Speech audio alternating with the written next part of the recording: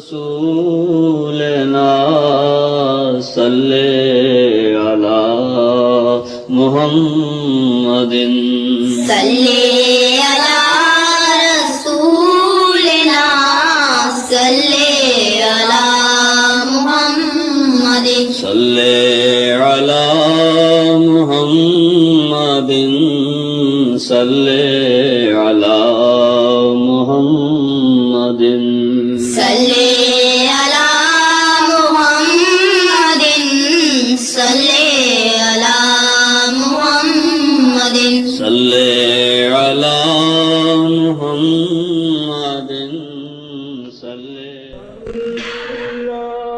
الله أكبر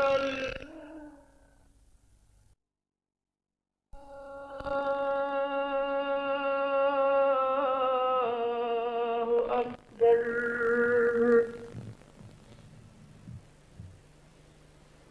الله أكبر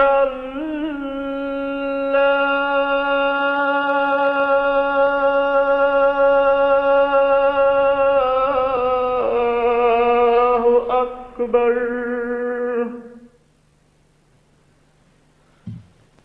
أشهد أن لا إله إلا الله أشهد أن لا إله إلا الله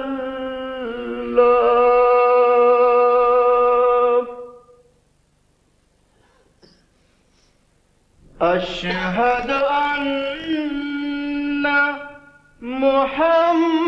محمدًا رسول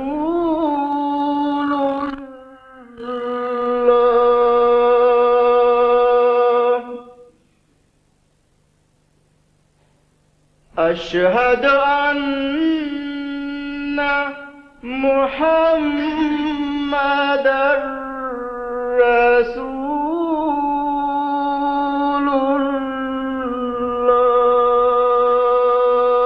الله حي على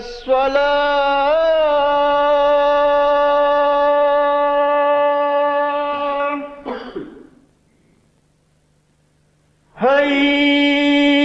حي على الصلاة حي على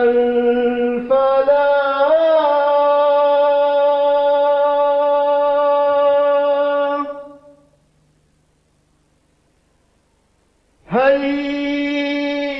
حي على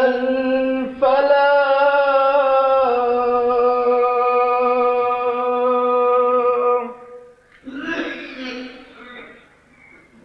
الله أكبر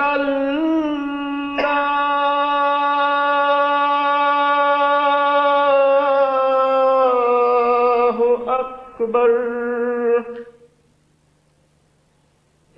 لا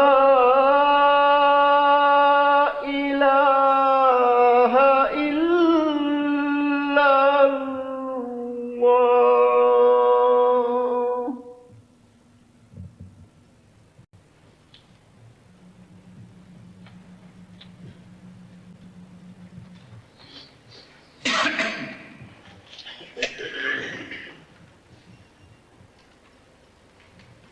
أشهد أن لا إله إلا الله وحده لا شريك له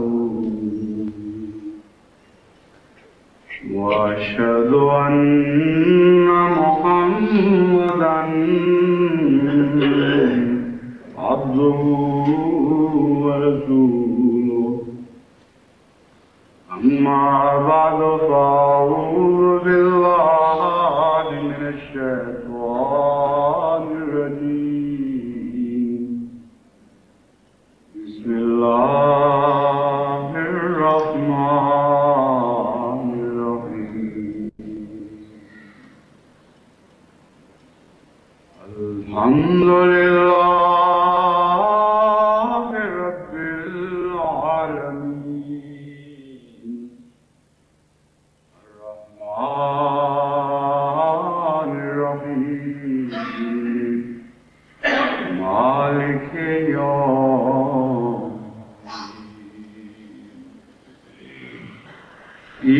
إياك نعبد وإياك نستعين اهدنا الصراط المستقيم صراط الذين أنعمت عليهم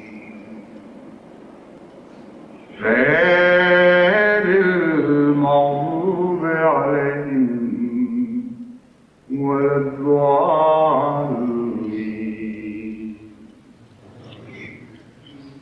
ربنا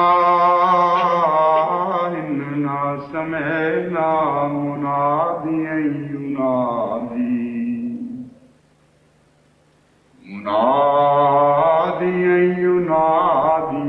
للإيمان أن آمنوا بربكم فآمنا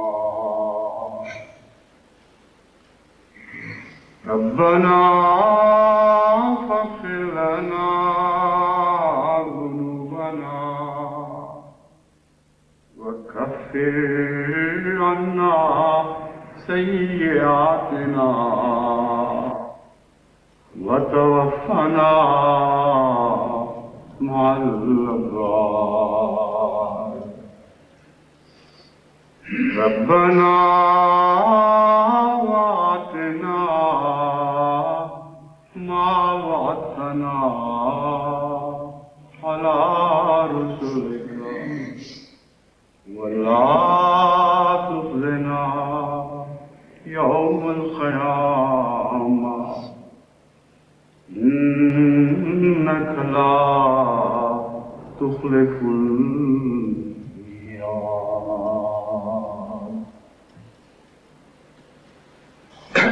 قرآن کریم کا ایک نام الفرقان بھی ہے،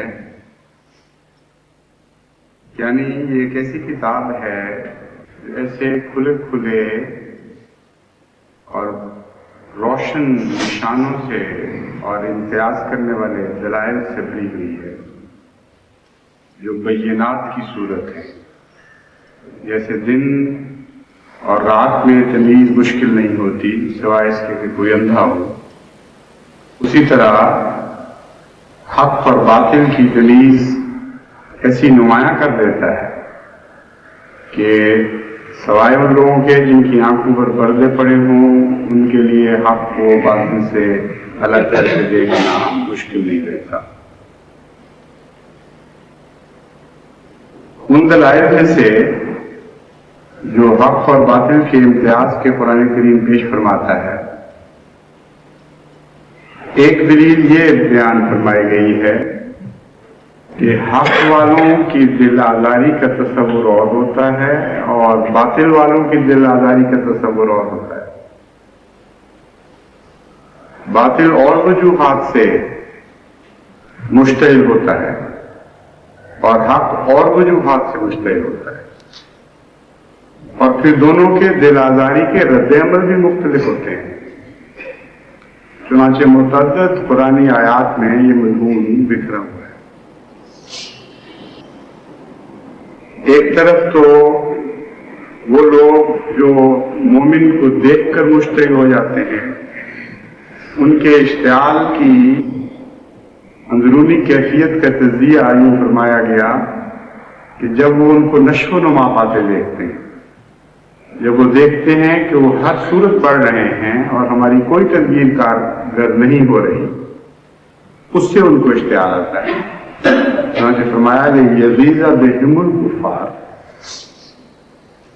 یہ بہت ہی خوبصورت طرز بیان ہے. یہ نہیں کہا گیا کہ مومنوں کی بعض حرکات کے نتیجے میں ان کو غصہ آتا ہے. فرمایا لیزیز بہم الکفار، مومنوں کو دیکھ کر غصہ آتا ہے،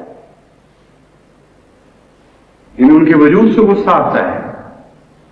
اب وجود تو کوئی جرم نہیں ہے، لیکن ان کی آنکھیں ٹھنڈی نہیں ہو سکتی، ان کے سینوں کی آتش بجھ نہیں سکتی جب تک مومنوں کو وہ چلتا پھرتا دیکھ رہے ہیں. اس لیے لیزیز بہم الکفار میں اتنا گہرا فلسفہ اتنے مختصر الفاظ میں بیان فرما دیا کہ اس سے زیادہ اس اشتعال انگیزی کی تعریف ممکن نہیں ہو سکتی. فرمایا مومن تو ضرور اشتعال دیتا ہے، یہ نہیں کہ مومن اشتعال نہیں دیتا، مگر اپنی حرکتوں کے ذریعے نہیں، اپنے وجود کے ذریعے.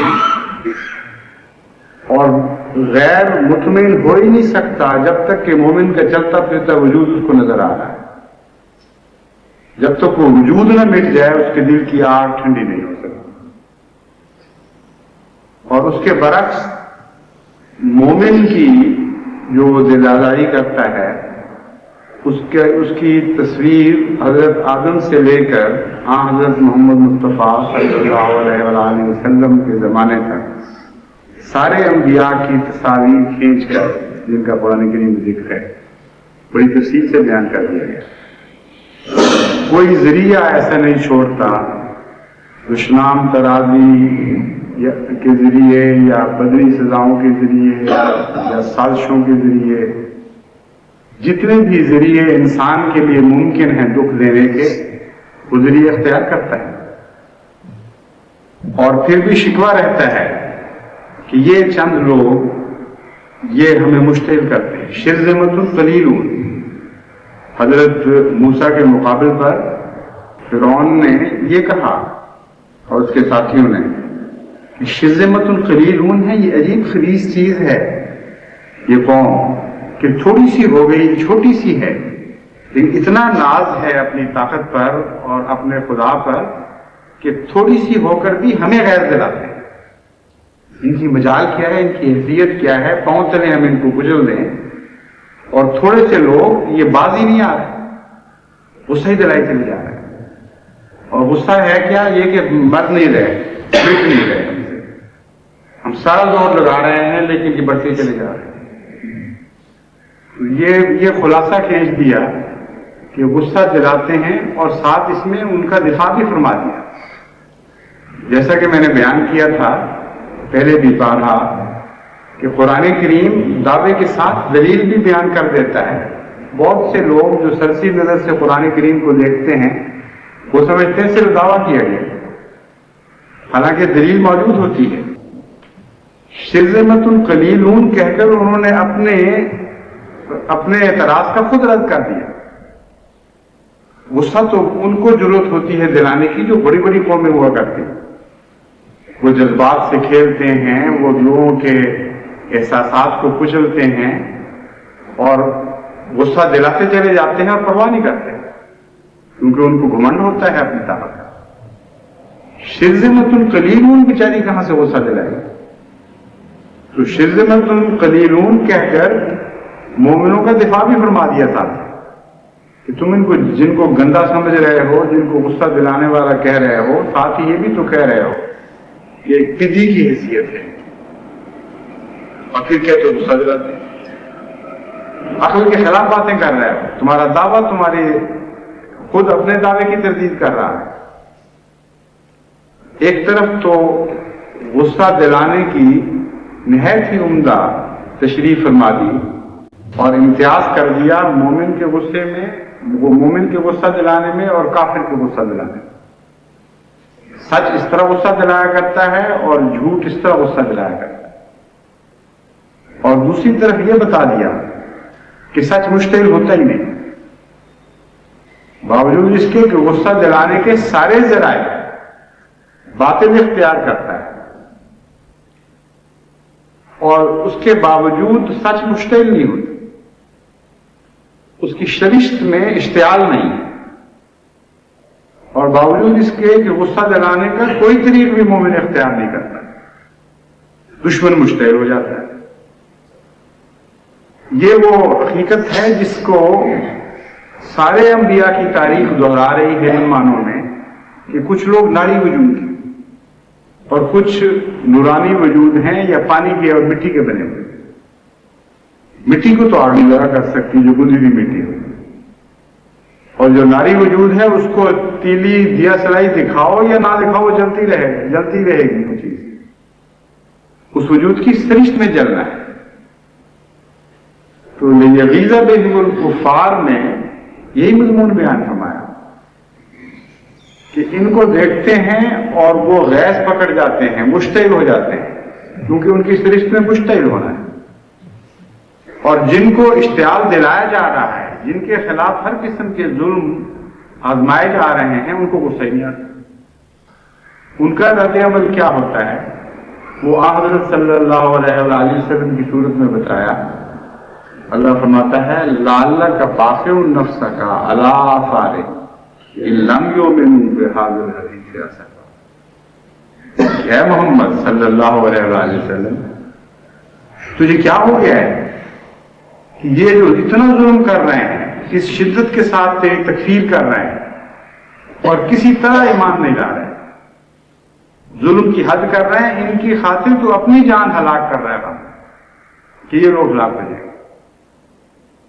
ایسا عجیب نقشہ ہے کہ عام انسان کا تصور جس کو مذہب نے سیکل نہ کر دیا ہو، اس بات تک پہنچ نہیں سکتا کہ یہ واقعہ ہو سکتا، یقین نہیں آ سکتا۔ چند دن ہوئے ایک پاکستان کے پرانے صاحب اصل دوست تھے، وہ تشریف لائے ہوئے تھے، انہوں نے کہا کہ اصل بات یہ ہے کہ آپ کی جماعت ہے ہی نہیں، میں بھی یقین نہیں کر سکتا کہ آپ کا ان باتوں کا یہ رد عمل ہوگا، اس لیے حکومت بیچاری کیا کرے اور صاحب اقتدار کیا کرے، وہ تو اپنے اوپر سوچتے ہیں، ان کا تصور پہنچ ہی نہیں سکتا اس بات کو کہ دنیا میں کوئی ایسے شریف بھی خدا کے بندے بستے ہیں کہ ان کا وہ رد عمل نہیں ہو سکتا جو وہ سمجھتے ہیں، اس لیے وہ ظلم کرتے ہیں، پھر خوف کھاتے ہیں کہ ہم نے ظلم کیا ہے اور یہ رد عمل ہوگا، پھر اور زیادہ ظلم میں بڑھتے چلے جاتے ہیں، یہاں تک کہ اس مقام کو پہنچ جاتے ہیں جہاں خدا کی پکڑ ان کو گھیر لیتی ہے اور پھر کوئی واپسی کا رستہ نہیں رہتا۔ یہ جو تصویریں ہیں دو مختلف، یہ آج پاکستان میں جس طرح نمایاں طور پر ابھر کر سامنے آ رہی ہیں، ان کو دیکھ کر اگر کوئی بالکل عقل کا اندھا نہ ہو تو احمدیت کو قبول کرنے کے لیے اس کی راہ میں کوئی روک نہیں رہنی چاہیے۔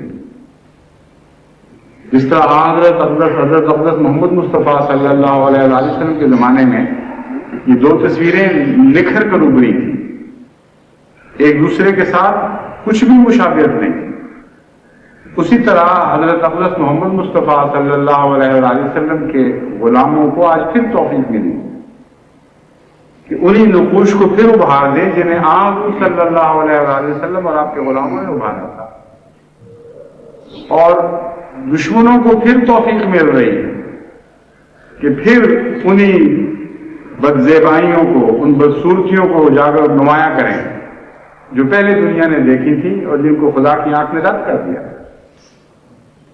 ان کو اس قابل نہیں سمجھا تھا کہ وہ زندہ رکھی جائے۔ ربا میں جس طرح رمضان گزرا، جیسے عید آئی اور چلی گئی، اور جو لوگوں کا حال ہوا اس کے اوپر اتنے خطوط آ رہے ہیں اہل پاکستان میں عموماً اور ربا میں خصوصاً جو حال ہوئے گزرے لوگوں کا، کہ وہ ان سب کا بیان تو ممکن نہیں ہے، مگر چونکہ ایک تاریخ احمدیت کا یہ قیمتی سرمایہ ہے، اس لیے چند نمونے میں آج آپ کو پڑھ کے سناتا ہوں۔ یہ اظہار ثانی جس کو وہ کہتے ہیں وہ کیا ہے اور اس کے مقابل پر وہ خود کیا کرتے ہیں، اور پھر مومن کا رد عمل اس پر کیا ہوتا ہے۔ مگر جیسا کہ میں نے بیان کیا ہے تو اتنا تفصیلی مضمون ہے کہ ہزارہ خطوط ہیں، سینکڑوں خطوط روز آ رہے ہیں، اور اکثر ان میں یہ مضمون ہوتا ہے، تو ہزارہ خطوط سے بھی زیادہ بن جاتے ہیں، یعنی ہزارہ در ہزارہ ہیں، ان کو سب کو جماعت کے سامنے پیش کرنا یہ تو اس وقت ممکن نہیں ہے، اور بعضوں کے اقتباسات لیے ہیں لیکن اس کے ہم پلہ سینکڑوں اور ہیں جن کے اقتباسات لیے جا سکتے تھے، اس لیے نام تو میں کسی کا بھی نہیں لوں گا، لیکن جن کا نہیں آئے گا وہ یہ نہ سمجھیں کہ ہمارے جذبات کو کم سمجھ کر چھوڑا گیا ہے، بے اختیاری کی بات ہے، ناممکن ہے کہ ساری جماعت کے جذبات کو اس طرح کھل کر پیش کیا جا سکے۔ ایک بچی جو باہر سے آئی تھی رمضان گزارنے کے لیے، وہ لکھتی ہے کہ آج کل میں رمضان گزارنے ربا آئی ہوں کیونکہ ان کو 1 ماہ کی چھٹیاں دی ہیں۔ ربا میں آپ کی غیر موجودگی کا احساس اور بھی شدید ہوتا ہے۔ اس دفعہ رمضان کے مہینے میں وہ رونق اور مزہ نہیں ہے جو اس سے پہلے ہوتا تھا۔ پہلے 2 دن تو بہت ہی عجیب لگا کہ ہم بغیر اذان کے روزہ رکھتے ہیں اور وقت دیکھ کر بغیر اذان کے ہی روزہ کھولتے ہیں۔ انسان کی فطرت ہے کہ جو نعمت خدا تعالیٰ نے اس کو دی ہو اس وقت اس کو اتنا احساس نہیں ہوتا جتنا کہ جب وہ چھن جائے تب۔ یہی حال آج کل ہم سب کا ہے۔ شادی سے پہلے کبھی ہم کہہ دیا کرتے تھے کہ ربا میں صرف ہر وقت اذانیں ہی ہوتی ہیں، لیکن اب پتہ چلا کہ ربا کی اصل خوبصورتی اور حسن انہی چیزوں سے ہے کہ 5 وقت مسجدوں سے اللہ تعالیٰ کا نام بلند ہو۔ تو جو لوگ دل آزاری کرتے ہیں، ہم جن پر الزام لگایا جاتا ہے، ان کی دل آزاری کیا ہے کہ وہ اذانیں دیتے ہیں، وہ خدا کا نام بلند کرتے ہیں، اسے دل آزاری ہو رہی ہے۔ اور جو ان آوازوں کو گونج رہے ہیں جو سینوں میں مچلنے لگ گئی ہیں اور گریہ زاری میں تبدیل ہو رہے ہیں، وہ دل آزاری نہیں کر رہے۔ عجیب عقل ماری گئی ہے قوم کی۔ بعد میں آنے والے لوگ حیران ہو کے دیکھیں گے کہ یہ ہوا کرتے تھے ہمارے آباء و اجداد، یہ ان کی عقلیں تھیں۔ ایک بچی لکھتی ہے، پیارے ابا حضور اس دفعہ عید پر عجیب سما تھا، لاؤڈ اسپیکر کی اجازت نہ ہوتے ہوئے بھی اتنے لوگ تھے کہ جگہ بہت مشکل سے ملی، ایک دوسرے کے قدموں پر سجدے کیے تھے اور منظر تھا کہ دیکھ کے رونا آ رہا تھا۔ پیارے آقا اس دفعہ پتہ بھی نہیں چل رہا تھا کہ عید ہے۔ پھر ایک بچی لکھتی ہے کہ پیارے ابا حضور اس وقت عجیب سے جذبات ہیں جن کو الفاظ کا رنگ نہیں دے سکتی، بس دل چاہتا ہے کہ ابھی میں قربان ہو جاؤں۔ ایک اور عزیزہ لکھتی ہیں کہ خطبہ کی آواز نہیں آ رہی تھی اور عورتوں کا یہ حال تھا کہ ذات قطار روتی اور اپنے رب کو مدد کے لیے پکار رہی تھی۔ ایک ایسا دردناک منظر تھا کہ بیان سے باہر ایک کوہرام مچا ہوا تھا۔ اس دردناک چیخ و پکار سے اس وقت عرش الہی کی گھنگرے نکل رہے۔ ایک سلسلے کی بزرگ خاتون لکھتی ہیں، آپ کے بغیر تو عید کا تصور ہی نہ تھا، سارا ربا عید پڑھنے پہنچا ہوا تھا، مگر خطبہ کی آواز ایک محدود تعداد تک پہنچ سکی کیونکہ لاؤڈ اسپیکر کا انتظام نہیں تھا، بلکہ ایک حصہ تک ایک رکعت پڑھنے کی آواز نہیں پہنچی۔ ایک پہرے دار نے تکبیر کہنی شروع کی تو دوسری رکعت پڑھی، جو عورت ملتی تھی گلے لگ کر رونے لگ جاتی۔ یہ دل آزاریاں ہیں جو جماعت کر رہی ہیں، یہ اسلام کے خلاف سازشیں اور حرکتیں ہیں جو قانوناً بند کی گئی۔ یہ دل آزاری ہوتی ہے، اتنی خطرناک سازشیں اسلام کے خلاف، منہ کالا کر رہے ہو سارے اسلام کا، نعوذ باللہ من ذالک، نمازیں پڑھ کر، تکبیریں کہہ کے، اذانیں دے کر اور نمازوں میں گریہ ازاری کر کے، اور پھر اس کو سنانا چاہتے ہیں تو سب۔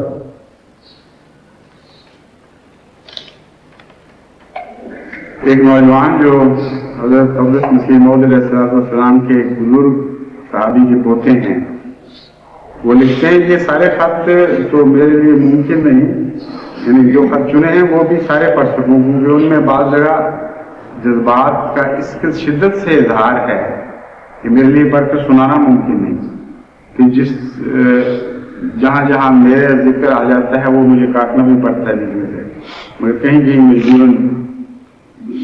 مضمون کو قائم رکھنے کے لیے پڑھنا بھی پڑتا ہے۔ یہ لکھتے ہیں نوجوان بلکتے بلکتے ماہ رمضان بھی بیت گیا، روتے روتے عید بھی گزر گئی، اس کرب اور دکھ کے دن تھی ہے۔ ربا کی فضائیں کس قدر بوجھل اور کس قدر مضطرب اور حزین تھی، ہزاروں میل دور بیٹھے ہوئے بھی تجھ سے بڑھ کر اس دکھ کو کون سمجھ سکتا ہے۔ میں جانتا ہوں کہ ہر بھیگی آنکھ کے ساتھ تو بھی نمناک تھا اور اور ہر مجروح دل کے ساتھ تو بھی تڑپ رہا تھا. ہر زخمی روح کی پکار وہ تیرے قلب حزین کی صدا تھی اور ہر درد بھرا گرما وہ تیرے ہی سارے وجود سے اٹھتا تھا. ہم حاضر ہیں ہمارے آقا، ہم حاضر ہیں ہمارے آقا ذرے ذرے میں تبدیل ہونے کو. ہر آگ کا ایندھن بن ہے مگر تجھ پر درد نہ اٹھے، تجھ تک کوئی آنچ نہ آئے. پھر لکھتے ہیں اور پھر دکھی عید تو ہے چاہے کرو یا نہ کرو کہ تحت گزری گئی، مگر آمدن عید مبارک بادت کی خوشخبری بھی دے گئی. اور انہی دکھوں کی کوکھ سے جنم لینے والی راحتوں کی یہ خوشخبریاں یہاں دلوں کو کس طرح گرما رہی ہیں. کس طرح یہاں درد میں ڈوبی ہوئی آہیں بھی ہیں، غم میں گیرے ہوئے آنسو بھی ہیں، اور امید سے بری ہوئی دعائیں بھی ہیں. انہیں کوئی اہل نظر ہی جان سکتا ہے. اللہ کی اداس مگر پرعزم فضا میں کیا بچے، کیا جوان، کیا بوڑھے سبھی ایک ہی آگ میں جل رہے ہیں، جو نہ جانے کس کس کو خاکستر کر دے گی اور کس کس کو کندن بنا دے گی. میں نے بڑے بڑے جابر لوگوں اور بہش نوجوانوں کو بے طرح بلکتے ہوئے اور مرغ مسکین کی طرح تڑپتے دیکھا ہے. ان کے بھیگے ہوئے چہروں پر رنج و غم اور عزم اور امید کی ایسی گہری پرچھائیاں تھیں جو ہرگز قابل بیان نہیں. ناسمجھ بچے بھی جس طرح ارادتاً چیخ کر روتے اور دعائیں کرتے ہیں، اس کا اندازہ کچھ اسی سے لگا لیجئے کہ جمعۃ الوداع کے نماز کے آخری سجدے بڑے رشوت انگیز تھے. لوگ حقیقتاً ایسے تڑپ رہے تھے جیسے بکرے ذبح کیے جا رہے ہوں. میں نے محسوس کیا کہ میرے پہلو میں میرا 8 سالہ بیٹا منور بھی بآواز بلند رو رہا تھا. جب اس نے سجدے سے سر اٹھایا تو اس کی سجدہ گاہ آنسوں سے تر تھی، اور ان آنسوؤں کو اور واضح کرنے کے لیے اس نے اپنے بچپن میں ان میں لکیریں بھی کھینچی تھیں. میں تڑپ گیا اور اپنے رب سے کہا کہ خدایا ان معصوم آنکھوں کے صدقے ان تمام گڑ گڑاتے ہوئے سجدوں کو قبول فرما لے. بعد میں وہ بچہ مجھے کہنے لگا، ابو میں نے آپ کے لیے تو کوئی دعا نہیں کی، امی کے لیے اور اپنے کسی دوست کے لیے بھی کوئی دعا نہیں کی، میں صرف اپنے حضور کے لیے دعا کرتا رہا.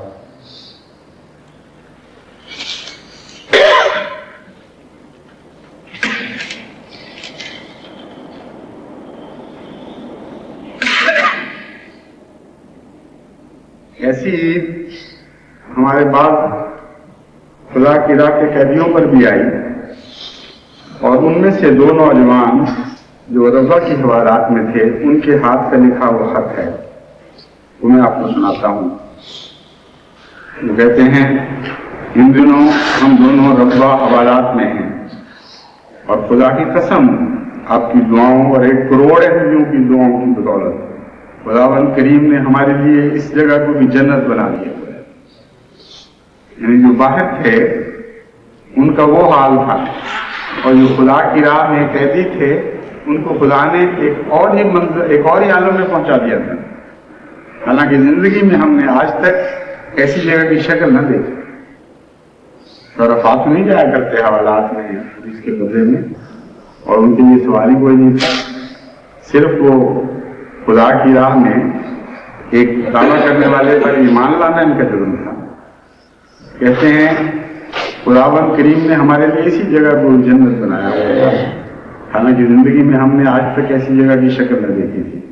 مگر خدا تعالیٰ کو یہی منظور تھا، اور آزمائش تو ڈالی، مگر ہمیں اتنا حوصلہ اور استقامت بھی تو بخشی کہ ہمیں کسی قسم کی کوئی تکلیف محسوس نہیں. حضور ہماری طرف سے آپ کو فکر مند ہونے کی ضرورت نہیں، بس صرف اور صرف اپنے غلاموں کے لیے خاص دعا کریں، اور دعا کریں کہ خداوند کریم ہمیں اس سے بھی مزید حوصلہ اور ہمت عطا فرمائے، اور ہماری جان اور مال اور عزت رہے مولا تو قربان ہو.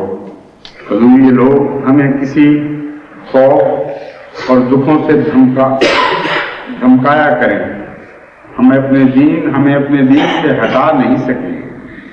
اگر انہیں معلوم ہو جائے کہ احمدیوں کے ایمان کتنے مضبوط ہیں تو ان کی روحیں لرز جائیں.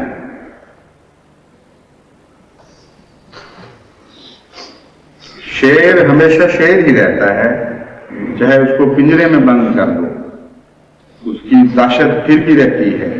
اور خدا کی قسم ہم احمدیت کے شیر ہیں.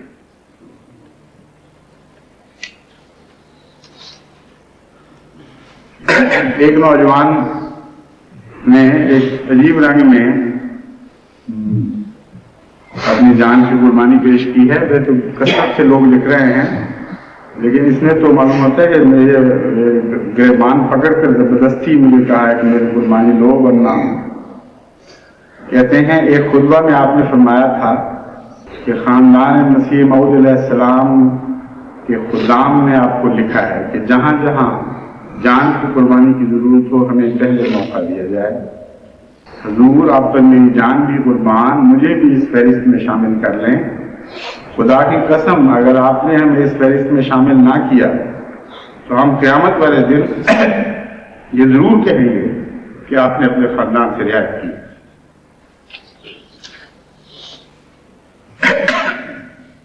مالی قربانی کے متعلق پہلے بھی میں بیان کر چکا ہوں. یہ رد عمل ہے، دل آزاری کا رد عمل ایک وہ ہے اور ایک یہ ہو رہا ہے. اور عجیب بات ہے کہ یہ خاص دور ہے. پہلے دوروں میں زبردستی مالی قربانی ہم سے لی جاتی تھی غیر کی طرف سے، اور جماعت تو فوری قربانی کرتی چلی آئی ہے، لیکن اس دفعہ اس میں کمی آئی ہے. اور اس کو خدا نے اس طرح پورا فرما دیا کہ جماعت اب خود لٹا رہی ہے دونوں ہاتھوں سے اپنے اموال کو. ایک بچی لکھتی ہے میں اپنے زیور کے سیٹ میں سے ایک سیٹ دینا چاہتی ہوں جو میں نے ابھی پہنا نہیں ہے، اور شاید وہ میرے استعمال میں اسی لیے نہیں آیا کہ وہ احمدیت کے لیے وقف تھا. آپ اس سیٹ کو جس مرضی تحریک میں شامل کر لیں، چاہے یورپ کی تحریک میں شامل کر لیں، چاہے امریکہ کی تحریک میں شامل کر لیں، میں نے یہ سیٹ وقف کر دیا ہے. اب آپ جس مرضی تحریک میں شامل کر لیں، لیکن پلیز مجھے انکار نہ کریں. اگر خدا نخواستہ انکار بھی کیا تو یہ سیٹ میرے کسی کام کا نہیں رہے گا اور نہ کبھی میں اس کو استعمال کروں. اس لیے پلیز میرے اس سیٹ کو کسی بھی تحریک میں ضرور شامل کر لیں اور میرے لیے دعا بھی کریں کہ اللہ تعالیٰ مجھے اس سے بھی زیادہ قربانی دینے کی توفیق عطا فرمائے.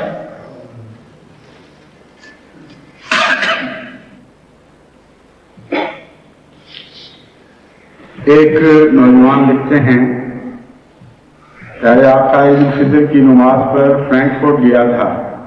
ہائی وے پر کار کو اوورٹیک کرنے کی کوشش کر رہا تھا کہ اچانک ذہن میں سوال پیدا ہوا کہ اس تیز رفتاری میں مسابقت کا نتیجہ کیا ہوگا سوائے اس کے کہ مال و جان کا نقصان، اور اس کے علاوہ کچھ بھی حاصل نہیں. اور پھر یہ سوال پیدا ہوا کہ کیوں نہ اس مسابقت کی روح کو مذہبی دنیا میں تبدیل کیا جائے. اور میں نے نیت کر لی کہ یورپین مراکز کی تحریک میں جس شخص کا سب سے زیادہ وعدہ ہوگا اس سے بڑھ کر وعدہ بما ادائیگی کروں گا. مسجد پہنچنے پر معلوم ہوا کہ ایک تاجر احمدی دوست جو یہاں مستقل رہائش پذیر ہیں، انہوں نے 40,000 ڈینش مارک کا وعدہ کیا ہے.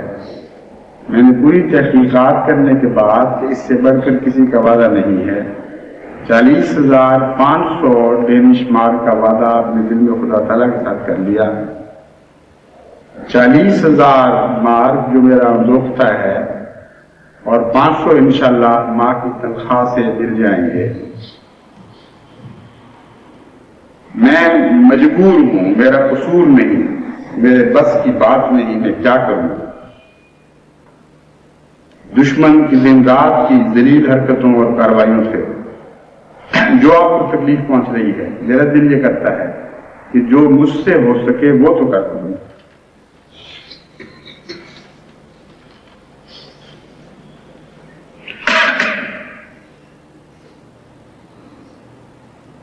ایک نوجوان یہ خبر بتاتے دے رہے ہیں اور یہ عجیب ہے کہ خدا تعالیٰ کی دین کا، اس کی عطا کا سلسلہ بھی اس شدت کے ساتھ جاری ہے ساتھ کہ کوئی اس میں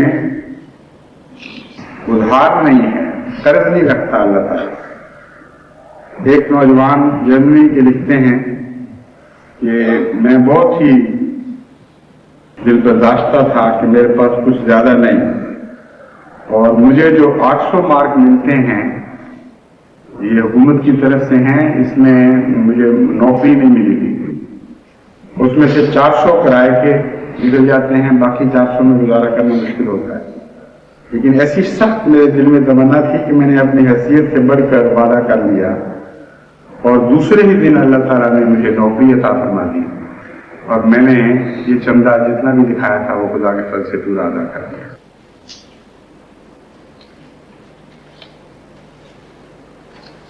ہالینڈ کی جماعت کے متعلق اطلاع ہے کہ وہ مربی لکھتے ہیں کہ جس والہانہ انداز سے انہوں نے آواز پر لبیک کہا ہے، مستورات نے زیور دے دیے اور سب نے اپنی توفیق سے بڑھ کر قربانیاں دی ہیں، وہ معجزہ سے کم نہیں ہے۔ اب آپ کو جلد از جلد ادائیگی کی طرف توجہ دلائی جا رہی ہے، سب مخلصین کے لیے دعا کریں،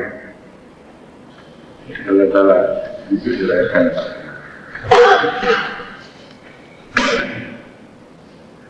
ایک خاتون کا خط میں آخر پر پڑھ کے سناتا ہوں، جس سے خدا تعالیٰ نے 74 دن کی قربانی دی تھی، لیکن اس قربانی کا اور مزہ تھا، اب اس قربانی کا اور مزہ ہے، اور یہ خوش قسمت بہن دونوں مزے لوٹ گئی ہیں۔ وہ لکھتی ہیں، پیارے آقا 74 میں لائل پور میں تھی، غالباً شادی کے 1 سال بعد ہی خدا تعالیٰ نے محض اپنے خاص فضل سے اس گناہگار بندی کو ان چند لوگوں میں چن لیا جن کو خدا تعالیٰ کی راہ میں مالی قربانی کرنے کی توفیق ملی۔ گھر جلایا گیا، سامان لوٹا گیا، میاں کو سخت لوٹ پھوٹ کیا گیا، اور آخر کھمبے کے ساتھ باندھ کر جلانے کا پروگرام بنایا گیا۔ تو خدا تعالیٰ نے محض اپنے فضل سے ان کے ارادے خاک میں ملا دیے، اور مارنے والوں نے خود ہی ایک دوسرے کو برا بھلا کہنا شروع کیا اور میرے میاں کو چھوڑ دیا۔ باقی افراد خانہ ننگے سر اور ننگے پاؤں گھر سے نکالے گئے۔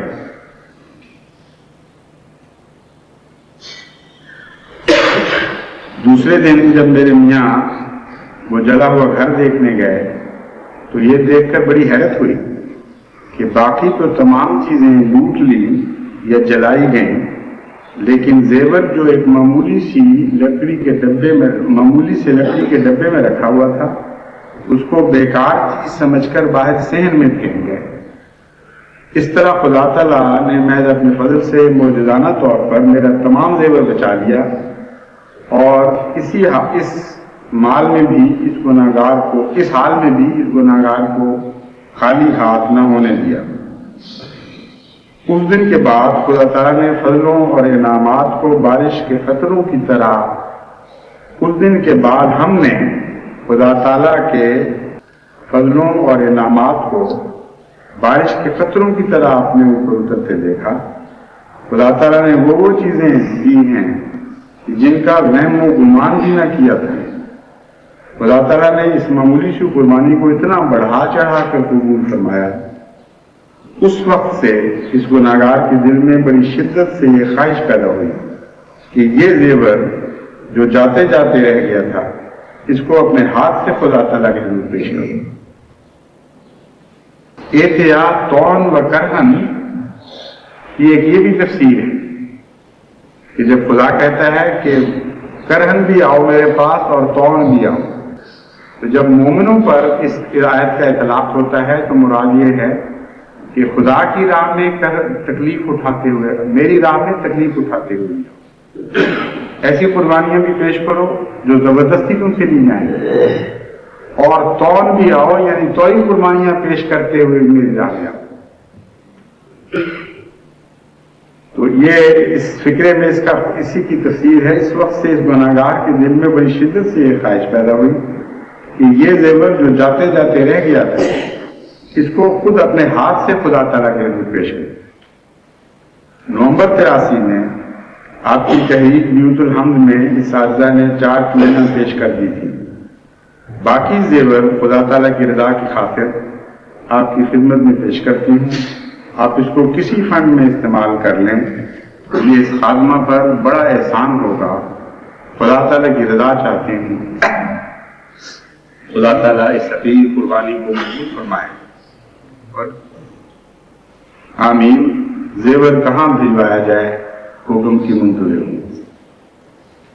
یہ ہے جماعت احمدیہ جو خدا کے ان بندوں پر مشتمل ہے جن کے وجود سے غیر پیش کھا رہا ہے اور جن کے اوپر مظالم کی انتہا کر دی گئی اور خدا کی راہ میں دکھ اٹھانے کے بعد ان کا یہ رد عمل ہے کہ جو کچھ تم نے زبردستی چھین لیا اس کے علاوہ جو رہ گیا ہے وہ ہم تو ایسے خدا کے بندے ہیں کہ خود اپنے ہاتھوں سے شوق سے ولولوں کے ساتھ خدا کے حضور میں پیش کرنے کے لیے حاضر رہتے ہیں. ایسی قوم کا کوئی قوم کیسے کچھ بگاڑ سکتا ہے؟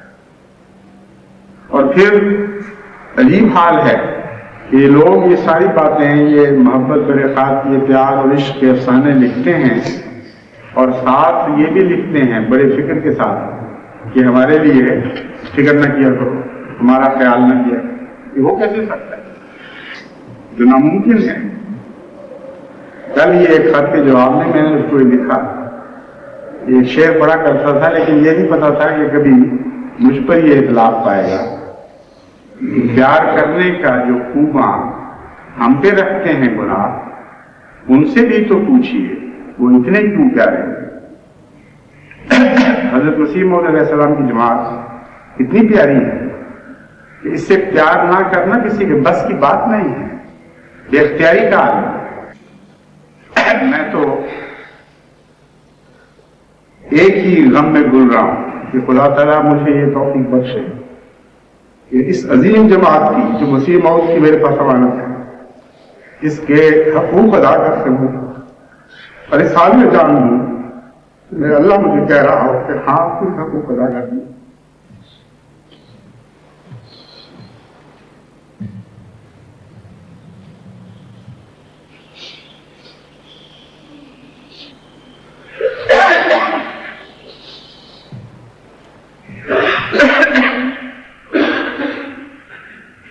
الحمدللہ نحمده ونستعینه ونستغفره ونؤمن به ونتوکل علیہ ونعوذ باللہ من شرور انفسنا ومن سیئات اعمالنا من يهده الله فلا مضل له ومن يضلله فلا هادي له ونشهد أن لا إله إلا الله وحده لا شريك له ونشهد أن محمدا عبده ورسوله. عباد الله رحمكم الله إن الله يأمر بالعدل والإحسان وإيتاء ذي القربى وينهى عن الفحشاء والمنكر والبغي يعظكم لعلكم تذكرون. اذكروا الله يذكركم وادعوه يستجب لكم ولذكر الله أكبر.